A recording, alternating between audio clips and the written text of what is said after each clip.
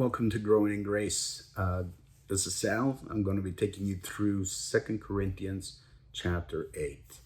Now, chapter 8 is about great generosity and also the gracious sharing of resources.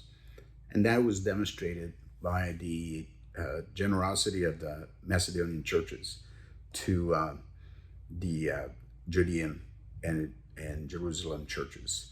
They were pretty much going through a famine. They were having some tough times. So there was a pooling of resources that was going on with the Macedonian churches that was exemplary. And Paul wants to raise that awareness, not only to others, but also to themselves. So to exhort them in a way. Now he does remind them of that how in the earlier days, back in Exodus 16, where God provided the manna throughout the day for them to eat, and there was more than enough for them to get. And one of the things that was evident that if they took more than what they needed, it would spoil. But then they started realizing that in order to let it spoil, that they would take enough for what they needed and to share with others in need. So that an example that we should take on, that we should, although we could use everything that we make or earn, we get to a point where we could do with less. Some of us could do with less.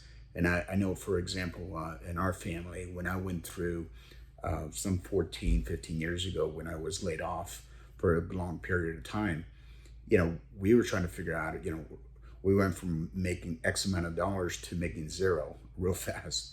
And so we were grateful that we had a 3-month severance, 2 to 3 month severance, but we realized that wasn't going to be enough to take us through, obviously, after the year.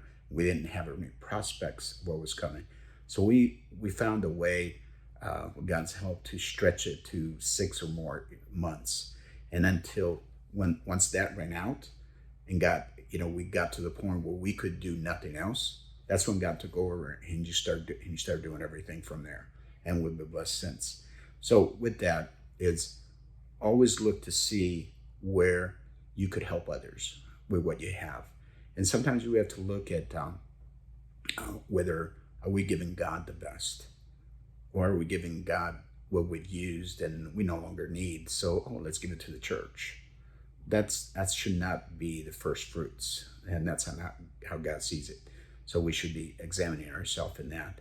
I'm reminded let me read in 2 Corinthians chapter 8, verses 15. And it says, as it is written, he that had gathered much had nothing over, and he that gathered little had no lack. So God provides our needs. God provides what we need to have. And so we should not be wanting, but we should be expecting from him, because he is the one that provides and the ones that we expect.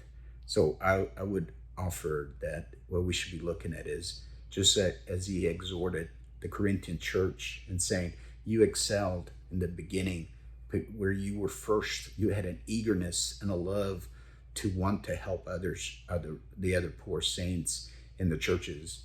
And remind yourself that this is one of the gifts, God, that you excelled in.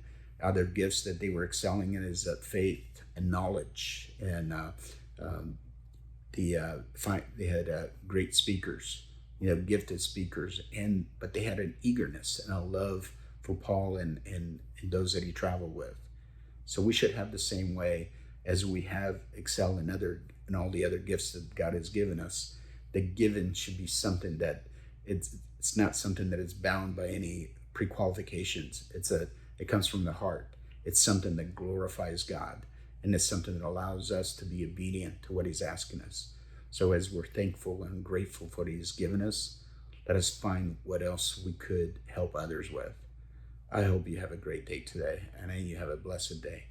God bless.